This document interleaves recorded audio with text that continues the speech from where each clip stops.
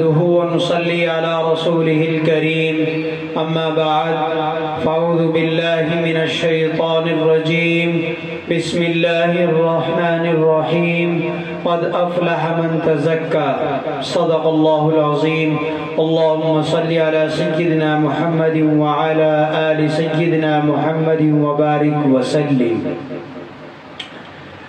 میرے محترم بزرگوں اور دوستوں، قرآن کریم کی ایک مختصر سی آیت پڑھی گئی ہے، قد افلح من تزکا۔ اس آیت کریمہ میں اللہ رب العزت نے ارشاد فرمایا کہ کامیاب ہو گیا وہ شخص جس نے اپنا تزکیہ کر لیا۔ اس میں اللہ رب العزت نے کامیاب کس کو کہا اور ہم کامیاب کس کو سمجھتے ہیں؟ ہم کامیاب سمجھتے ہیں جس کو جاب مل گئی، جس نے MBBS کر لیا وہ ڈاکٹر بن گیا، اور جس نے پروفیسر بن گیا، اور جس نے بڑی سے بڑی ڈگری اور ایجوکیشن اس نے حاصل کیا، اور اس نے یہ کہ اس کو ایک بہترین نوکری مل گئی، تو ہم اس کو سمجھتے ہیں کہ یہ کامیاب ہو گیا، اس کی زندگی سنور گئی۔ اور اللہ رب العزت نے کامیاب کہا کہ وہ شخص کہ جس نے اپنا تزکیہ کر لیا وہ کامیاب ہو گیا، نہ وہ کامیاب ہوا کہ جس کو جاب مل گئی، جس نے بڑی سے بڑی ڈگری حاصل کی، یا جو بڑا کاشتکار ہے، زمیندار ہے، یا اس کے علاوہ اور دنیاوی کسی عہدے پر فائز ہے۔ اللہ نے اس کو کامیاب نہیں کہا، بلکہ کامیاب اس کو کہا کہ جس نے اپنا تزکیہ کر لیا۔ تزکیہ ہم نے سنا کہ تزکیہ کس کو کہا جاتا ہے، تو تزکیے کے لیے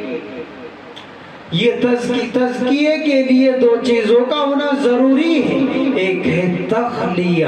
خاص ہے اور ایک ہے تحلیہ۔ یہ دو چیزیں تزکیے کے لیے ہونا ضروری ہے، جب یہ دو چیزیں پائی جائیں گی تو تزکیہ ہو جائے گا۔ یہ تزکیہ اتنی اہم چیز ہے کہ خود سرور کائنات سید تمام انسانوں کے سردار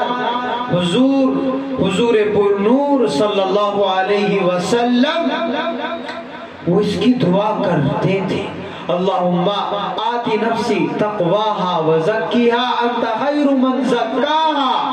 آپ اندازہ لگا سکتے ہیں کہ جو سارے انسانوں میں سب سے بہتر، سب سے افضل اور مقدس، اور تمام انسانیت کو انہی کی وجہ سے وجود میں لایا گیا، اور ہم سب ان کے صدقے میں بنے، ان کے صدقے میں پیدا ہوئے، تو وہ اس کی دعا کر رہے ہیں کہ اے ربا میرے نفس کا تزکیہ فرما۔ تو اس سے ہم اندازہ لگا سکتے ہیں کہ تزکیہ کتنی اہم چیز ہے۔ تو اس کو سمجھنے کے لیے کہ تزکیہ کیا چیز ہے، تو جیسا کہ بتلایا گیا کہ دو چیزوں کا ہونا تخلیہ اور ایک تحلیہ، یعنی تخلیہ بولتے ہیں کہ ہمارے اندر جتنی بھی خرابیاں اور جتنے بھی ہماری غلط صفات ہے، اور ہمارے یہ کہ جھوٹ ہے، دھوکہ دڑی ہے، شرک ہے، کفر ہے، اور زنا ہے، اور شراب ہے، اور یہ کہ دغا بازی اور حسد، تکبر، بغض، کینہ، اور اپنے آپ کو دوسروں سے افضل اور بہتر سمجھنا اور دوسروں کو حقیر سمجھنا، اور بزدلی اور کنجوسی، اور یہ کہ جتنی بھی یہ خراب صفات ہے، ان سب کو خالی کرنا ضروری ہے۔ چونکہ اللہ رب العزت نے اس کائنات میں جو مخلوقات پیدا کیے ان میں ایک مخلوق ہے فرشتہ، اللہ نے ان کو ایسا بنایا کہ یہ لا یعصون اللہ ما امرہم ویفعلون ما یؤمرون، کہ یہ اللہ تعالیٰ کی نافرمانی نہیں کرتے، چاہ کر بھی نہیں کر سکتے، چاہ بھی نہیں سکتے۔ اللہ رب العزت نے ان کی فطرت ہی ایسی بنائی کہ یہ کوئی جھوٹ نہیں بول سکتے، شراب نہیں پی سکتے اور کھا نہیں سکتے، اور جتنی بھی غلط چیزیں یہ نہیں کر سکتے، کیونکہ ان کی فطرت اللہ تعالیٰ نے ایسی بنائی کہ یہ خیر ہی کر سکتے ہیں۔ اور اس کا ذکر اللہ تعالیٰ نے اپنی کتاب میں فرما دیا، لا یعصون اللہ، کہ اللہ تعالیٰ کی نافرمانی نہیں کرتے، جس چیز کا ان کو حکم دیا جاتا ہے یہ اس کام کو کر گزرتے ہیں، اس کام کو کرتے ہیں، اس کے برخلاف نہیں کرتے۔ تو یہ بھی انسانوں کے ذہن میں، ان کے دماغ میں اور ان کے دل کے اندر بات پہنچاتے ہیں، چنانچہ اسی کا نتیجہ ہوتا ہے کہ وہ انسان چاہتا ہے کہ میں نماز پڑھ لوں، میں روزہ رکھ لوں، اور یہ کہ میں صدقہ کر دوں اور ہمدردی کر دوں کسی کے ساتھ، یعنی خیر کا، بھلائی کا اگر خیال ہمارے ذہن میں آ رہا ہے، ہمارے دل میں یہ داعیہ پیدا ہو رہا ہے، تو یہ اپنی طرف سے نہیں ہو رہا ہے، یہ فرشتہ ہمارے ذہن میں الہام کر رہا ہے۔ اگر فرشتہ ڈال رہا ہے خیر کی بات تو وہ الہام اس کو بولا جاتا ہے، اور یہ فرشتہ ہمارے ذہن و دماغ میں ڈالتا ہے۔ اور دوسری مخلوق جو اللہ تعالیٰ نے بنائی جناتوں میں سے ایک شیطان ہے، یہ خود بھی برا کام کرتا ہے، برائیاں کرتا ہے، اور ہمارا دشمن ہے، اور ہمیں بھی برائی کے کاموں پر آمادہ کرتا ہے۔ چنانچہ ہم بیٹھے ہیں یا لیٹے ہوئے یا کسی بھی کام میں منہمک اور مصروف اور مشغول ہے تو ذہن میں ڈالے گا کہ بد نظری کر لی جائے، بد نظری انسان کرنے لگتا ہے، جھوٹ بولا جائے، جھوٹ بولنے لگتا ہے، وہ ذہن میں ڈالتا ہے کہ کسی کو پریشان کیا جائے، جھوٹ بولا جائے، شراب پی جائے، یعنی جتنی بھی برائیاں ہیں اور خراب کام ہیں یہ سب شیطان ہمارے ذہن میں ڈالتا ہے۔ تو دونوں مخلوق، ایک فرشتہ وہ بھی ہمارے ذہن میں ڈال رہا ہے خیر کی بات، نفع کی بات، بھلائی کی بات، اس کو الہام کہا جاتا ہے، اور شیطان جو ہمارا دشمن ہے اور خود برائیاں کرتا ہے، ہمارا دشمن ہے، ہمیں بھی برائیوں پر اکساتا ہے، برائی کے خیال ہمارے ذہن و دماغ میں ڈالتا ہے، اس کو وسوسہ کہا جاتا ہے کہ یہ شیطان کی طرف سے۔ اب انسان اب اس کے اوپر ہے کہ یہ شیطان کی بات کو مانتا ہے یا فرشتے کی بات کو مانتا ہے۔ اگر ہم فرشتے کی بات کو مانیں گے، خیر کے کام کو کریں گے تو ہم اچھے ہوں گے، چنانچہ جو اچھائیاں کرتا ہے اس کو ہم بولتے بھی ہیں کہ بھائی فلاں آدمی تو فرشتہ ہے، کہ وہ خیر، کیونکہ وہ خیر کے کام کر رہا ہے، بھلائی کا کام کر رہا ہے، اچھائیاں کر رہا ہے تو وہ اچھا انسان ہے، اس لیے اس کو ہم کہتے بھی ہیں کہ بھائی فلاں آدمی تو فرشتہ ہے، فرشتہ جیسا ہے۔ اور اگر ہم خیر کا کام نہ کر کے شیطان کی بات اور شیطان کے میسج کو جو ہمارے ذہن میں وہ ڈالتا ہے اس کی بات کو ہم قبول کر لے اور برائیاں کرے تو پھر ہمیں یہ کہا جاتا ہے کہ بھائی تو شیطان ہے، برائیاں ہی برائیاں کر رہا ہے اور یہ کہ برا آدمی بن گیا ہے۔ اب ہمارے اوپر ہے، ہمارے اوپر منحصر ہے کہ ہم شیطان کی بات کو مانیں یا ہمارے ذہن میں جو الہام ہو رہا ہے، فرشتہ ہمارے ذہن میں خیر کا کام اور خیر کی بات، نفع کی بات ڈال رہا ہے، اس کو قبول کریں۔ ہم کسی کی بھی بات کو قبول کر سکتے ہیں، ہم پر کسی کا بھی زور اور زبردستی نہیں ہے کہ ہم شیطانی کی بات کو مانیں۔ جیسا کہ ہمارے بہت سارے بھائی وہ یہ کہتے ہوئے نظر آتے ہیں کہ جی میں نیک بننا چاہتا ہوں، میں برائیاں نہیں کرنا چاہتا، لیکن پھر بھی برائیاں کر بیٹھتا ہوں۔ یہ سراسر اس کا جھوٹ ہے اور اس کے دل کے خلاف ہے یہ بات کہ وہ یہ کہہ رہا ہے کہ میں تو نیک بننا چاہتا ہوں لیکن نہیں بننا چاہتا، نہیں بن پاتا. یہ جھوٹ بول رہا ہے. اگر وہ چاہے کہ میں نماز پڑھوں، میں نیک انسان بنوں، میں دھوکہ دھڑی نہ کروں، اور یہ کہ میں ہر انسان کے ساتھ ہمدردی کے ساتھ، بھلائی کے ساتھ، خیر کے ساتھ پیش آؤں، خوش اخلاقی سے پیش آؤں، میں کسی پر بیجا غصہ نہ کروں، ظلم نہ کروں، اور تو اگر وہ چاہے تو کون ہے، کون سی ایسی طاقت ہے کہ وہ اس کو اس کام کے کرنے سے روکے؟ بلکہ وہ خود ہی نہیں چاہتا ہے. وہ جھوٹ بول رہا ہے کہ میں نیک بننا چاہتا ہوں اور نیک نہیں بن پا رہا ہوں. ابھی رمضان گزرا ہے، ہم نے چاہا کہ روزہ رکھے تو ہم نے روزہ رکھ لیا، ہم نے چاہا کہ نماز پڑھے، چنانچہ رمضان میں ہر نماز میں ہماری مساجد جمعے کا منظر پیش کرتی رہی. تو ہم نے چاہا تو ہم نیک بن گئے، نیک بنے رہے ایک ماہ کے اندر، اور ایک ماحول بنا رہا. ہم ہمدردی بھی کرتے رہے، صدقہ بھی کرتے رہے، بیواؤں کی، یتیموں کی، بے کسوں کی ان کی امداد کرتے رہے. مساجد اور مدارس ان کے لیے بھی ہم جتنا بھی ہم سے ہو سکتا تھا اپنی محنت کی کمائی ان کو دیتے رہے اللہ کی رضا کے لیے. تو صحیح بات یہ ہے کہ ہم بننا ہی نہیں چاہتے. وہ ایک آدمی ہے اور یہ کہ وہ مسجد کے پاس کھڑا ہوا ہے اور ادھر نماز کا وقت ہے، اذان ہو گئی ہے، مؤذن نے صدا لگائی اللہ اکبر اللہ اکبر، اور یہ کہ اس نے پوری اذان کہی اور حی علی الصلاۃ کہ آ جاؤ نماز کی طرف، حی علی الفلاح آ جاؤ کامیابی کی طرف. اب وہ مسجد کے برابر اس کا گھر ہے اور یہ کہ وہ مسجد کے برابر میں کھڑا ہوا ہے لیکن نہیں آیا.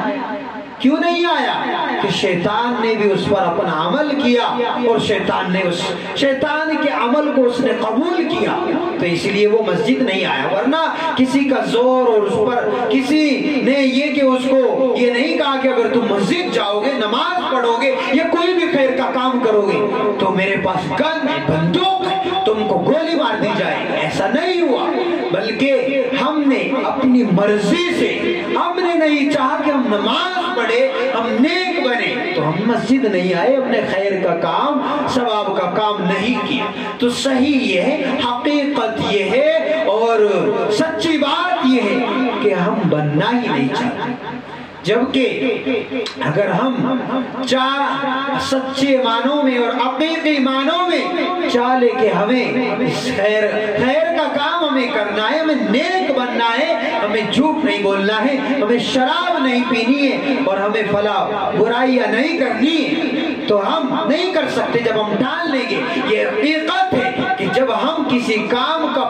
پکا اور حقیقی اور صحیح معنوں میں داعیہ ہمارے اندر جذبہ ہوگا، اور جذبہ ہی نہیں بلکہ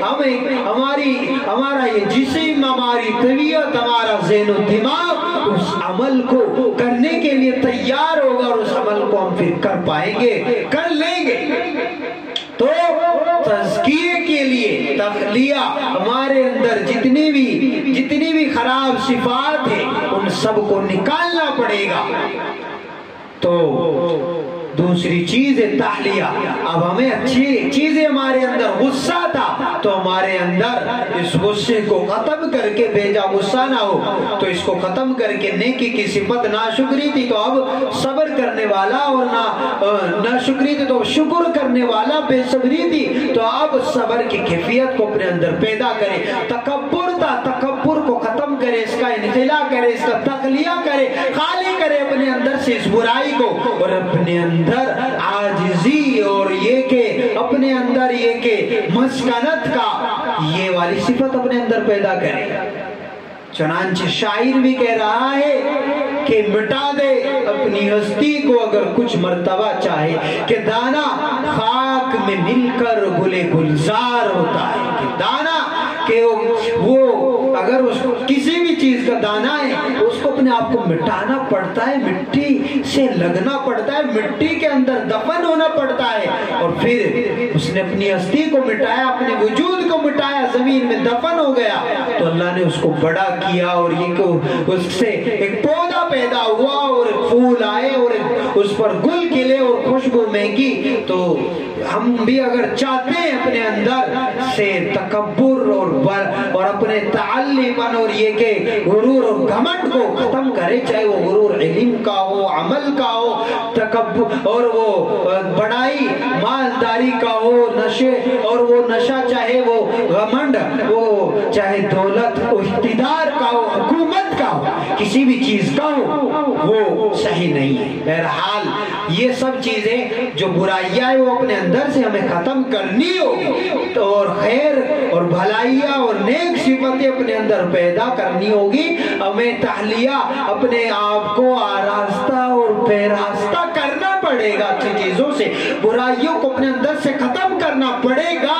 اگر ہم چاہتے ہیں کہ نیک بنے، ہمیں جنت ملے، جہنم سے محفوظ رہے، ہمارا انجام بہترین ہو، ہمیں دنیا میں بھی غلبہ ملے، آخرت میں بھی ہم سرخ روح ہو، ہمیں ہماری دونوں زندگیاں ہماری کامیاب ہو، دنیا میں بھی ہمیں کامیابی ملے اور آخرت میں بھی ہمیں کامیابی ملے، اللہ کی رضا ملے، اللہ کی جنت ملے، اللہ کی خوشنودی ملے، اور رب کے فرشتے ہمارا انتظار کر رہے ہو کہ یہ نیک بندے اور انہوں نے اپنے اندر اچھائیاں پیدا کی تو اللہ ان سے خوش ہوا، اب ان کو جنت میں بھیجا جائے گا۔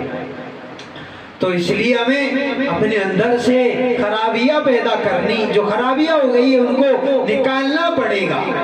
جیسا کہ وہ ساری خرابیاں ہیں ان میں سے ایک بری صفت جو ہمارے اس معاشرے کو تباہ کر رہی ہے، خاص طور سے ہمارے مسلم گھرانے وہ اجڑ رہے ہیں، تباہ ہو رہے ہیں، برباد ہو رہے ہیں، کہ آدمی نشے میں تھا، اس نے طلاق دے دی، اس نے اپنی ماں بہن کی عزت کو مجروح کر دیا، اس نے ایسی ایسی گالیاں دے دی، اس نے عزت نفس کا خیال نہیں کیا، تو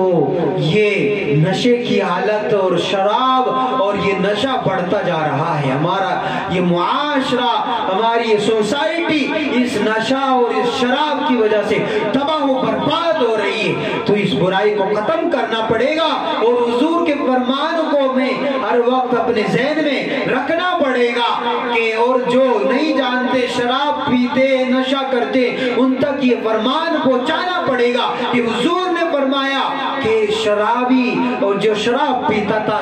نشہ کرتا تھا اور اس نے بڑی سے بڑی بڑا سا بڑا اس نے نشہ کیا، شرابیں پی، تو شرابی تھا وہ اسی حالت میں دنیا سے چلا گیا، توبہ نہیں کی، تو اللہ رب العزت اس کو نہر غوطہ سے پلائے گا۔ صحابہ نے پوچھا کہ نہر غوطہ کیا چیز ہے؟ مائی نہر غوطہ، کہ یہ کیا چیز ہے؟ صحابہ نے جب پوچھا تو حضور نے فرمایا نہر یجری من فروج المومسات، کہ ایک نہر ہے جو اللہ تعالیٰ جہنم میں جو طائفہ تھی، زانیہ عورتیں تھی، ان کی شرمگاہوں سے، ان کی پیشاب گاہوں سے اس نہر کو چلائے گا، اور جس سے ہر جہنمی پریشان ہوگا اور بہت زیادہ وہاں گھٹن محسوس کرے گا کہ اتنی بدبو، اتنی سڑن اس نہر سے اور اس پانی سے آئے گی کہ ہر جہنمی پریشان ہوگا، لیکن اس نہر سے ان شرابیوں کو بھر بھر کے گلاس پلائے جائے گا، زبردستی پلائے جائے گا۔ اگر حضور کا اس فرمان کو سننے کے بعد بھی ہمارے اندر ذرا بھی ایمان ہے، ذرا بھی ایمان کی چنگاری ہے، تو ہم نہ خود پیئیں گے اگر پیتے تھے اور دوسروں کو بھی روکیں گے انشاءاللہ، کہ ہمارا یہ معاشرہ، یہ سوسائٹی جس طرف جا رہا ہے یہ بہت خطرناک رخ پر جا رہا ہے، بگاڑ پھیل رہا ہے، تو اس سے ہمیں بچنا ہو۔ اللہ رب العزت ہمیں سب باتوں پر ہمارا اللہ رب العزت تخلیہ بھی فرمائے، تعلیہ، اور یہ کہ پھر ہم قد افلح من تزکا، کہ اللہ نے فرمایا کہ جس نے اپنا تزکیہ کر لیا وہ کامیاب ہو گیا، اس کا مصداق ہم بن جائیں گے۔ تو اپنے اندر سے اللہ رب العزت مجھے بھی، اللہ ہم سب کا تزکیہ اور تخلیہ اور تحلیہ فرمائے، اور اللہ تعالی ہمیں کامیاب بنائے دنیا میں بھی اور آخرت میں بھی، ہماری سب پریشانیوں کو دور فرمائے، ہمارے فلسطینی بھائیوں کی مدد و نصرت فرمائے، آمین۔ وآخر دعوانا الحمد